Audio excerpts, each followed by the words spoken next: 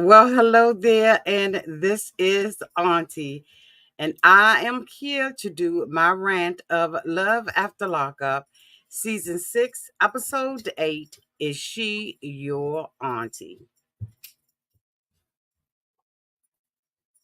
Y'all ready to get into this crime? Let's do it. Everybody needs a sweet old auntie. Everybody needs. With a whoop whoop and a boop boop Auntie boop. that You can make this up. Now you know that these are some crazy motherfuckers. Everybody needs a sweet old auntie. So why even Aunties and lies, sweet old auntie. Aunties and ways. Are you okay? Are you okay?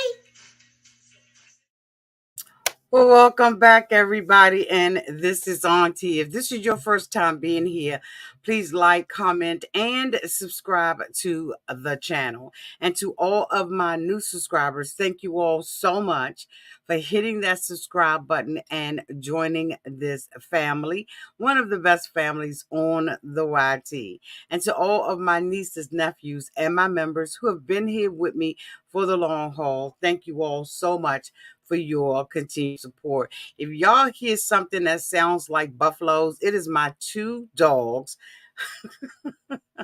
playing, okay? And they sound like buffaloes. I was like, okay, maybe they'll calm down once I start talking, and they have. So we're going to keep going. But if you hear something that sounds like running buffaloes, it is my big, huge dogs up in here. So if I had to rate this episode of really season finale of Love During Lockup, Love After Lockup, season 6, episode 8, Is She Your Auntie? I probably will rate this episode a D. Y'all let me know down in the comments section what you all would rate this episode. I just did not think that it was a good episode at all. I was very disappointed. We have been here. Hold on for 1 second. Maisie, no. Maisie, no. Hold on 1 second. Maisie, no. You hurt your foot?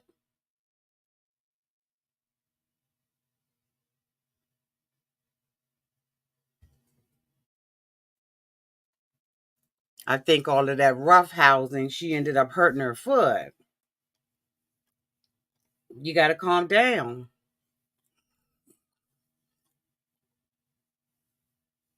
It's okay.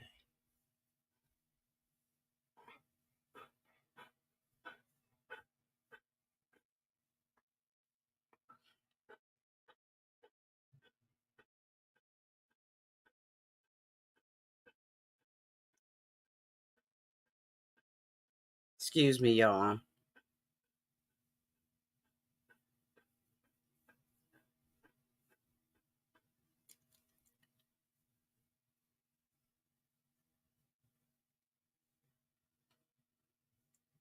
They ain't here rough housing, and I think she hurt her foot. I'll look at it after the episode. Hopefully, I can keep her, you know, calm. Okay. No.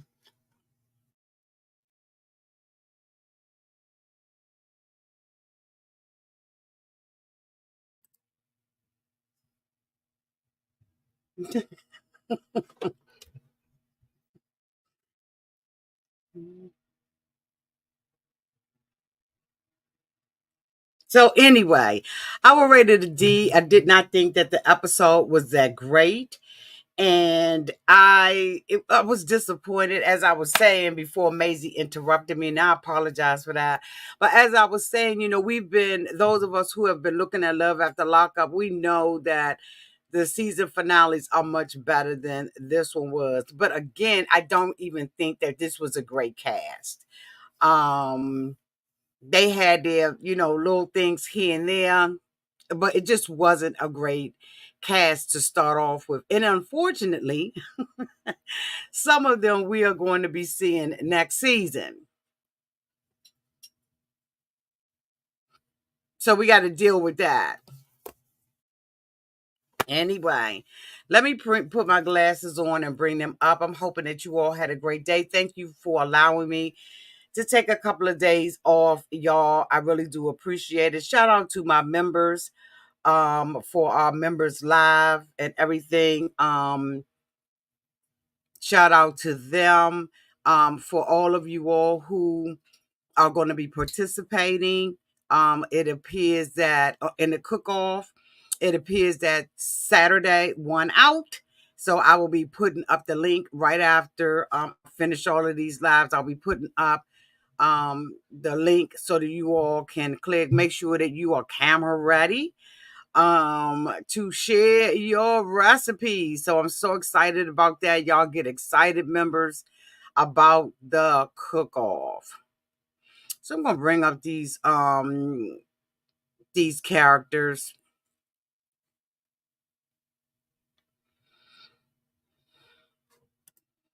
So the first couple I want to talk about is Jade and Chris. Now, of course, we all know that in my opinion, they just been a ways, right? They just been a ways. Um, we saw her and her sister go and see her husband in the jail and everything was right with the world.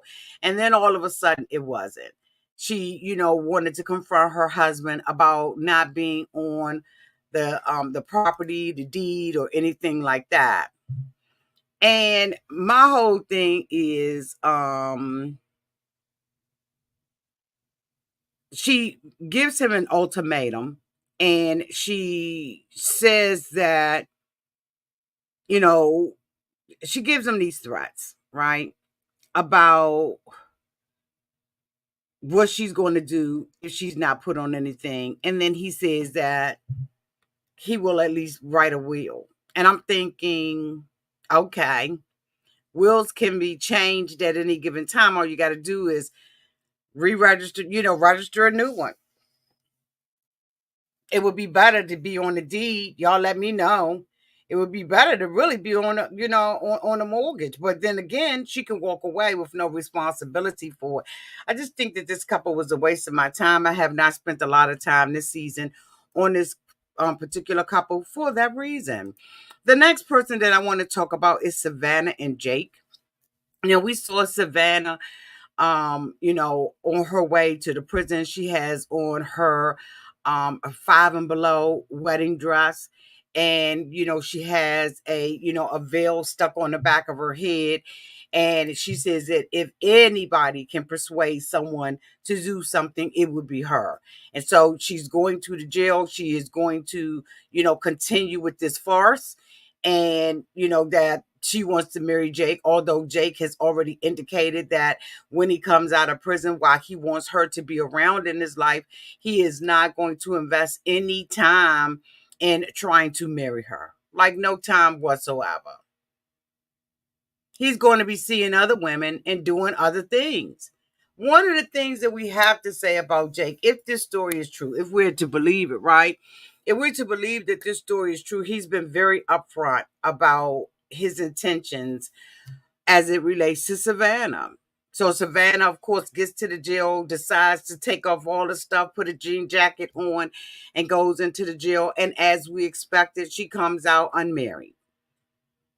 But it doesn't even work like that, because where was the priest? Where was the license? Like, it doesn't even work like that. And so, of course, she's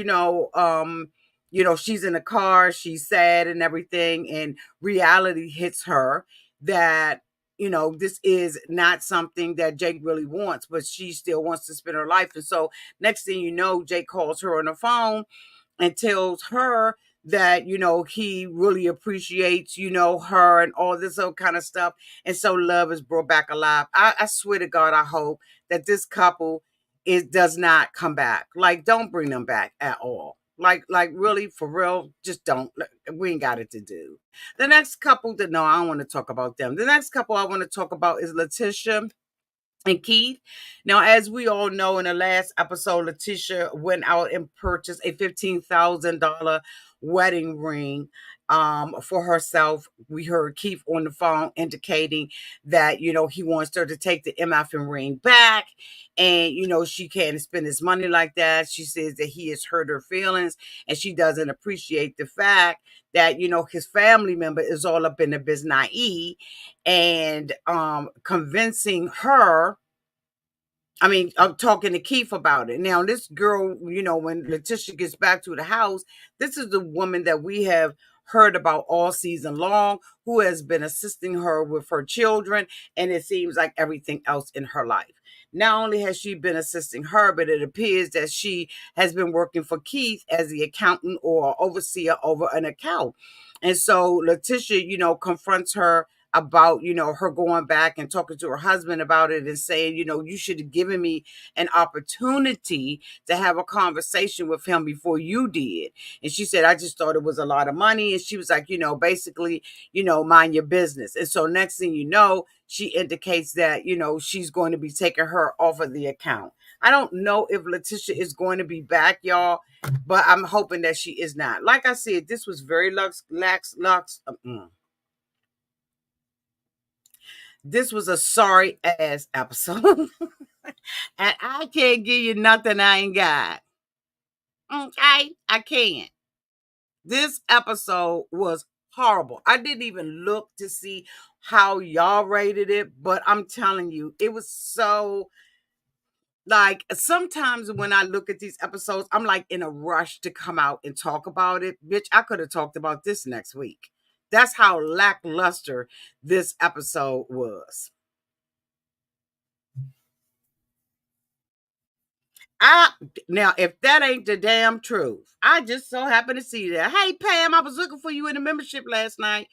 Pam said, if Keith has all this money, why is Latisha having so many financial challenges? Bitch, that'll preach. Let me tell you, that statement right there will preach. And if she feels like she can afford to spend that much money, why is she having financial problems?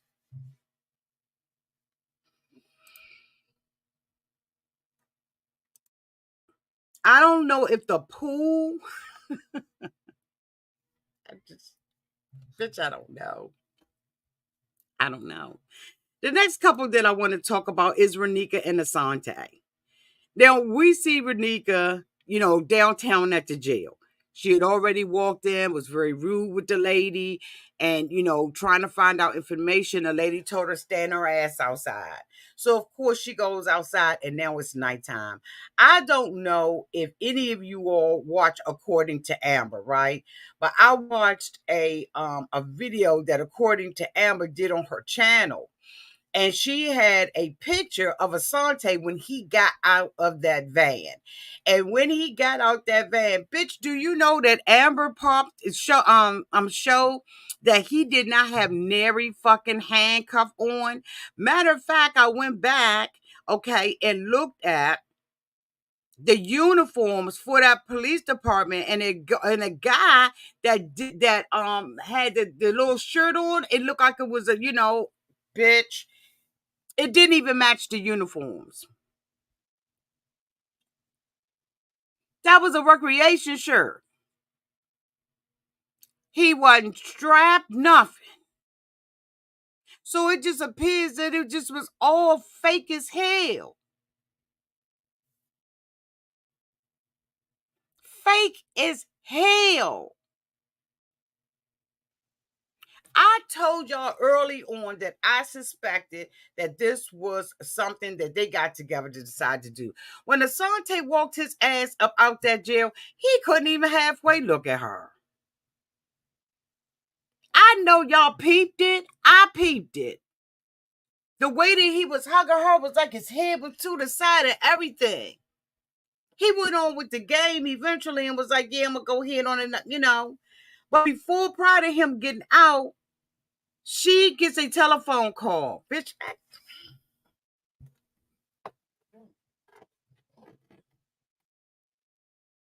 from Asante sitting at somebody's desk, supposed to be a prisoner, ain't handcuffed, but he's sitting up there using the company phone. Make that make sense. If you're a prisoner, you're supposed to be handcuffed the whole fucking time. Why run this? I don't understand. So allegedly, he gets in contact with somebody named Auntie. Auntie then sends wires. She says she got $1,000. Now, Raneka had already said she didn't have this money. One gonna pay it. And I'm sitting up there thinking about motherfucking priorities. First of all, your back window on your truck is busted the fuck out. You got a dent on the back of your car. Look like somebody was jumping double dutch on the back of that shit. And your priority is to spend $2,000 to get them out of jail where you driving them a hoopty?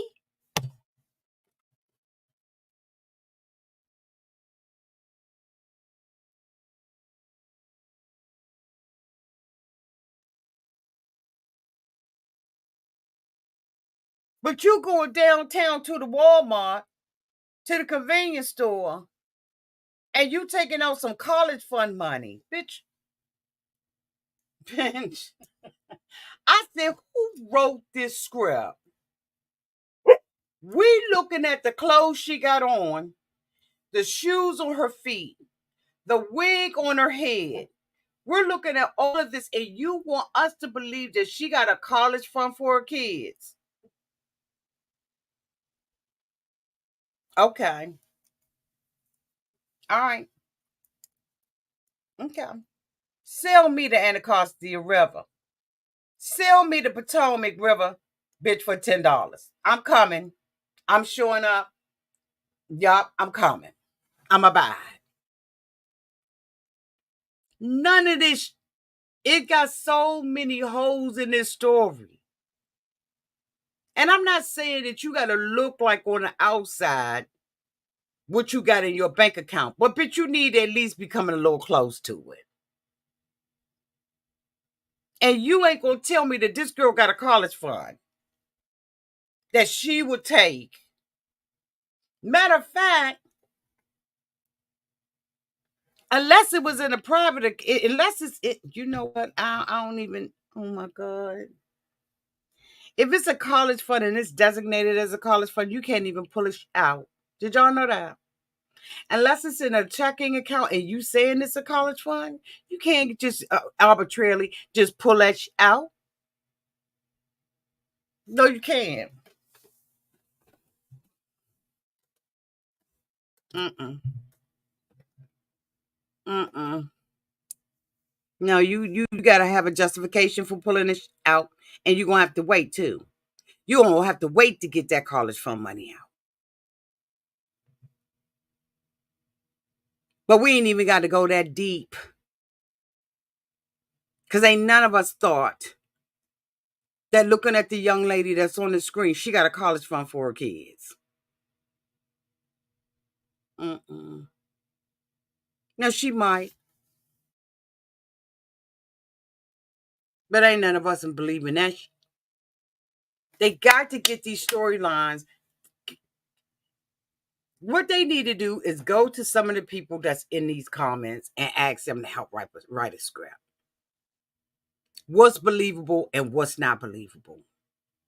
We would have respected the storyline if it had been close to what we saw.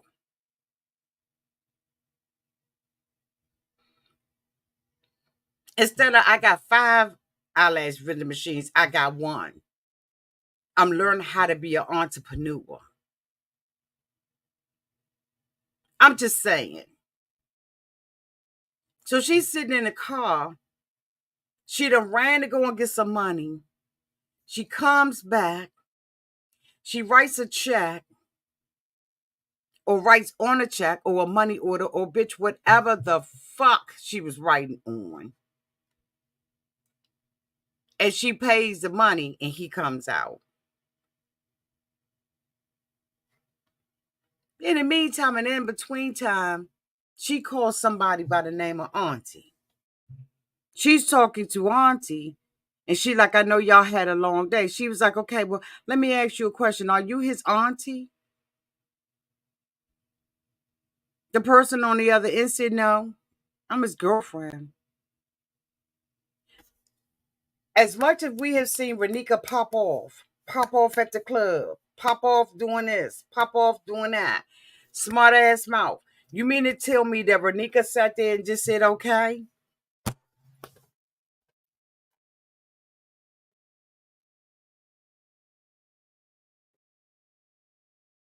She just said, okay, we'll find out.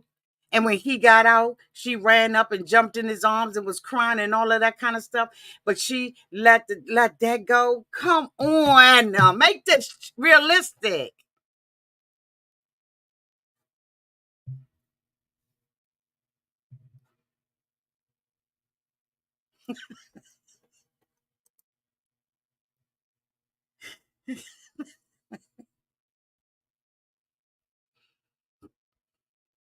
It don't match. The personality doesn't match, y'all. I don't care.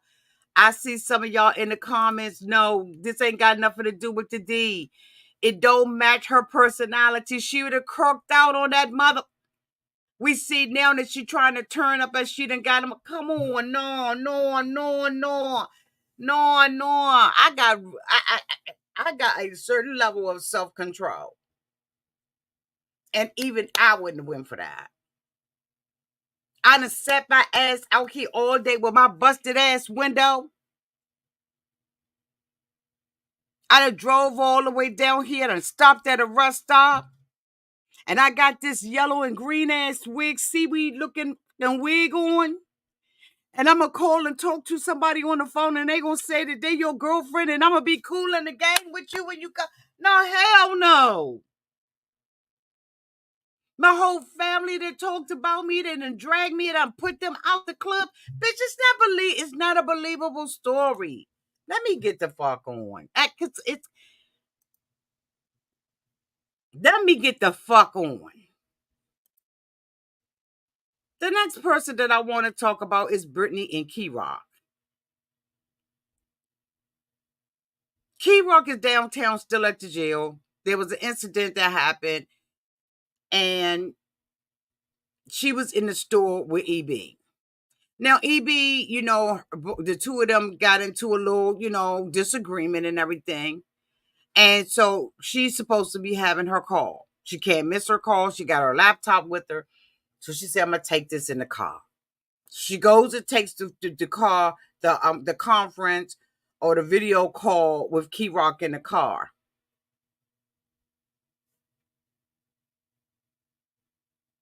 Because she can't miss another one, bitch. Because if she miss another call, God only knows what the fuck will happen to Brittney.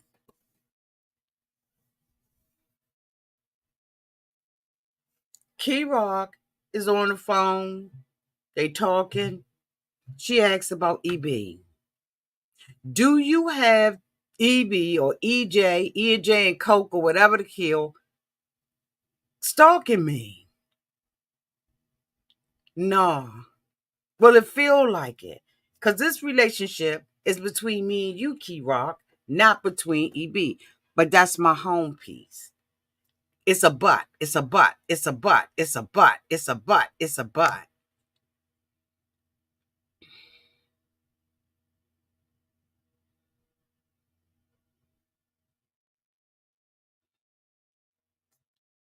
Brittney, prayer, supplication, and fasting is not going to help you in this situation.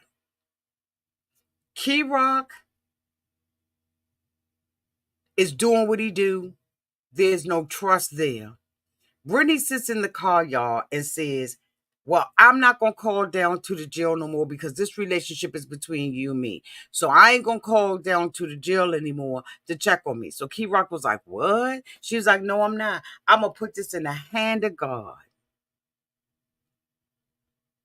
And until you do something, that's all it's going to be in his hand. Because faith without works is dead. And that's scripture all day long. Faith without works is dead. And Kerok has already let her know that this is my home piece. He doing what I need him to do. And that's it. So the next thing we know, she goes to a fertility doctor because her and Kerok want to have a child. She's sitting there, she's having her consultation, and Kerok calls on the phone. She tells the doctor that she has one fallopian tube, and but that she wants to go through IVF, and she, her fiance is transgender. So I knew, y'all knew, we knew what the doctor was gonna say. You're gonna have to get off of the testosterone. You're gonna have to get off of your meds in order for you to function, or to have your body function now as a woman and produce eggs. Kerok said, oh, hell no. I've been doing this, transitioning now for 18 months. And I think that 18 months, according to the scale, is like the third. It's like 5 different steps. And I think at 18 months, you're like at your third step up in the whole process. And Kerok was like, no. So Brittney gets upset and she starts crying because she really wants to have a baby. And she wants them to retrieve the eggs from Kerok so she can carry them. And Kerok said no. He has no desire to have a baby that bad. Not at the cost of him having to temporarily go back to being off the medicine.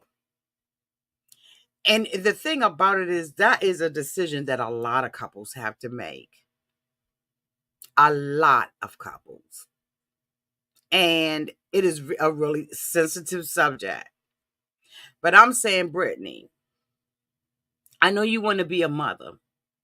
I know you have those desires. And a lot of women have desires like that from the time that they 2 and 3 years old, they want to be a mom. So I'm not going to judge her for wanting to be a mom. But I'm just going to say, boo, take it slow, because right now you got EB looking at everything you doing, questioning everything you're doing. Kerok was at the jail fighting. Then Kerok wasn't at the jail fighting. Now Kerok is about to come home. Give it some time. Enjoy your relationship with Kerok. Find out whether or not this is a viable relationship, because I damn sure will be advising you, if you are my child, to get the fuck up out of it quick, fast, and in a motherfucking hurry. If you was my seed, there's no way in the world that I would be supporting this relationship. Not with this you're going through. Now, she has a family who is very religious. And she's going against that grain. And now you want to bring a baby in, but you feel like you can't get along with EB. Y'all having problems. There's no trust and seemingly no honesty in the relationship. Baby, get out of this. You too damn young. God damn.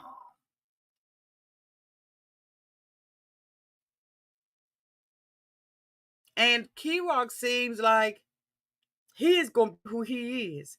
Kerok, to me, seems very stable and knows exactly what he wants and what he doesn't want, what he's going to accept and not accept. Brittney is the one that's confused. And unfortunately, it's going to take a minute for her to get herself together. She's crying and all that because she just wants to have a baby. And Kerok is saying, calm down, we can adopt or whatever. But everybody don't want to adopt.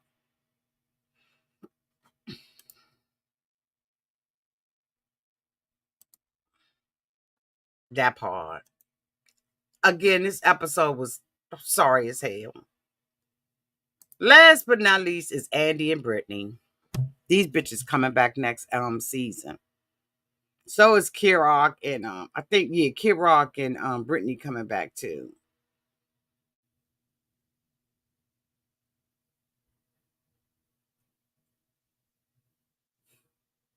Andy got his son with him. He says that he, was a fantastic dad, and his daughter said, "Bitch, no, you wasn't." But Brittney is about to get out of jail. So him and his sidekick son are going to be going to the prison to go and pick up Brittney. The son has some valid questions for the father as it relates to Brittney. About the money, $1,200. He said, "Why would you give her $1,200? Can you give me $1,200?" And the father said, "Work for it." Which is probably the same fucking thing he said to his daughters. He think the son on his side and the son in the back calling the sisters and talking about him like he ain't. And the only thing he really thinking about is buying the puss. Let's just keep it real. He's thinking about buying a puss for $1,200.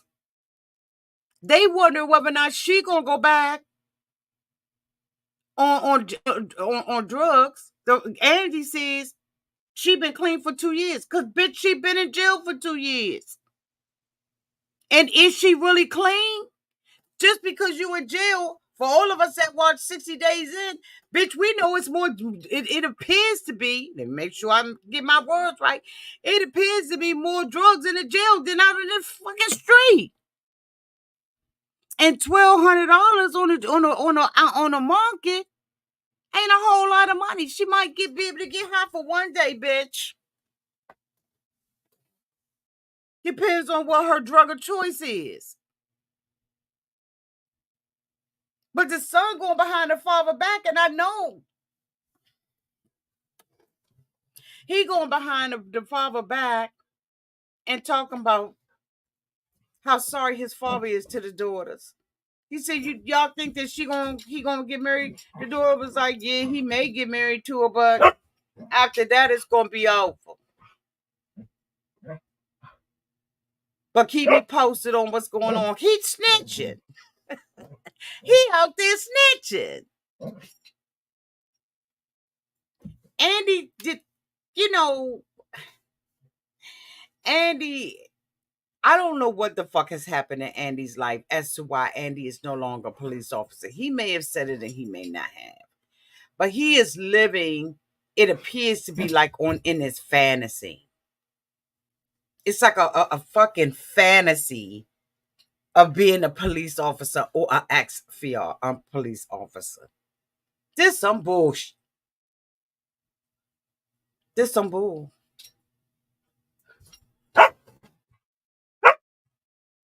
They fighting. They playing.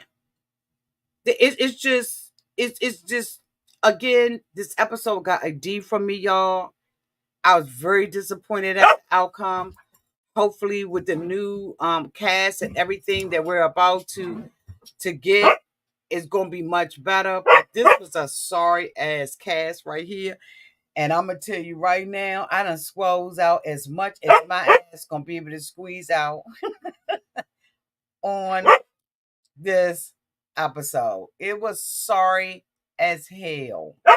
I was completely disappointed with it and was like,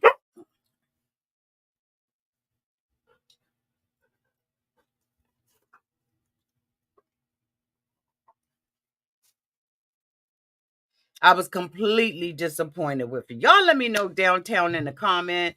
You would just say it was awful. Sorry.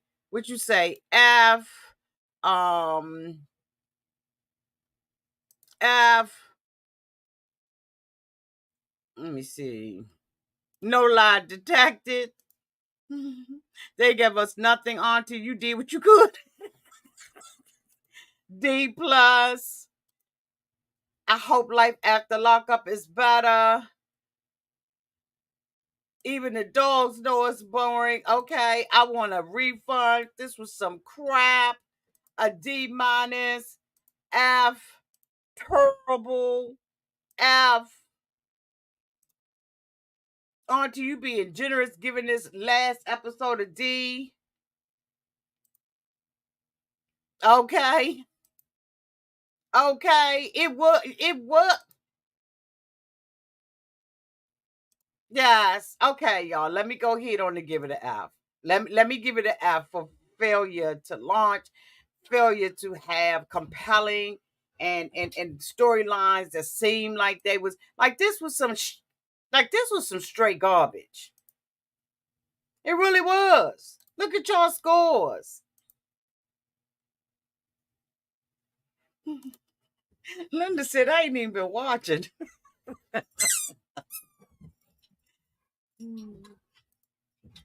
It was. Uh-uh.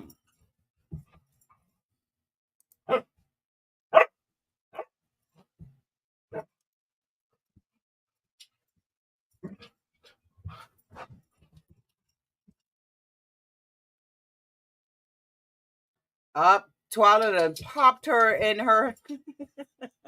The dogs is in here going for right. Maisie got all this rah-rah. Y'all hear all that rah-rah? Twyla was laying on the floor, right? This is more interesting what's going on the hell up over here. Twyla was laying there, she was chilling, and Maisie was making all that noise. Y'all hear making all that noise? Twyla got up and popped her on her damn heat. And she shut the hell up. Y'all notice? She said nothing. Now Twyla got up and said, look, what we not gonna do is this. And on that note, I am out. Thank you all so much for being here. Y'all, I gave y'all what I could. I scrolls out what I could on this dumb bull. Love y'all so much. Y'all, until we meet again, y'all be safe out there in them streets and in the water. Because, honey, this was some garbage. Bye, y'all.